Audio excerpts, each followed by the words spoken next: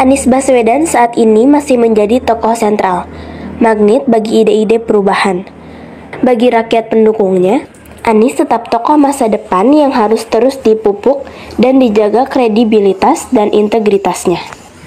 Untuk itu, banyak hal yang bisa dilakukan Anies Baswedan untuk menjaga integritas dan kredibilitasnya menghadapi perkembangan politik Indonesia ke depan yang terus dinamis. Kelemahan posisi Anies Baswedan sekarang ini adalah mudah untuk ditinggalkan partai politik yang mendukung apabila sudah tidak lagi memberikan pengaruh elektoral. Itu disebabkan karena Anies bukan pemimpin partai atau minimal kader partai. Karena itu, hal yang paling realistis menjawab tantangan politik dewasa ini adalah mendirikan partai politik.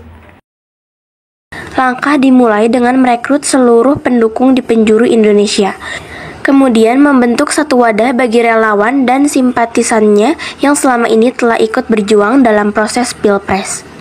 Relawan dan tim pemenangan Anies masih meyakini bahwa jika Pilpres dilakukan dengan jurdil dan tanpa intervensi kekuasaan, Anies bisa memperoleh suara di atas 50%.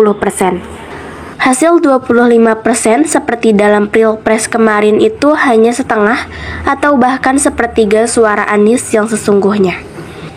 Hingga saat ini, pendukung Anies yang berasal dari non-partai masih mendukung sikap politik Anies. Karena itu, jika Anies menggalang kekuatan dan menyatukan dukungan itu, niscaya akan disambut dengan antusias.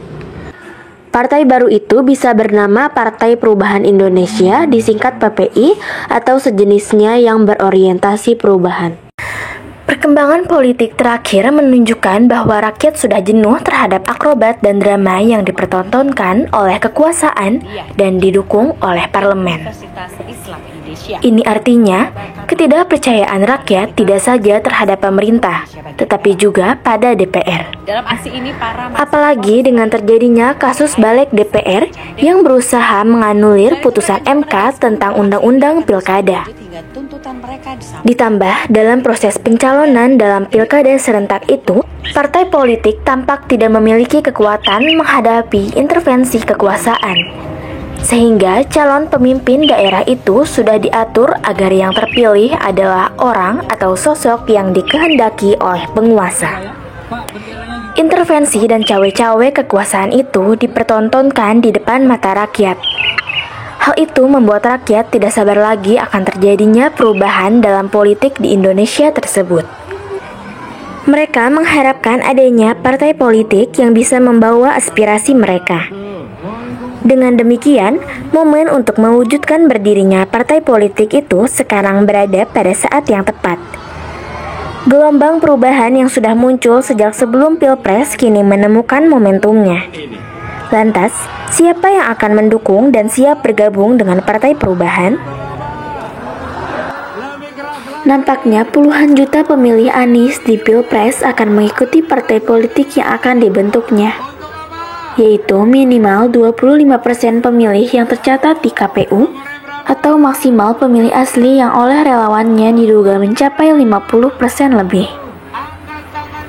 Berikutnya adalah simpatisan dan kader-kader Partai Koalisi Perubahan di tingkat bawah yang merasa dikhianati oleh partainya karena bergabung ke KIM pada Pilkada serentak 2024. Rakyat yang kecewa dengan fenomena proses Pilkada serentak 2024 yang tidak mencerminkan sistem demokrasi yang semestinya. Mereka ini diwakili oleh gerakan mahasiswa, buruh, LSM, dan rakyat yang turun ke jalan merespon langkah DPR yang berusaha membuat UU Pilkada tanpa mengikuti putusan MK. Yang tidak kalah semangatnya adalah kemungkinan bergabungnya akademisi dan kaum intelektual dari berbagai perguruan tinggi.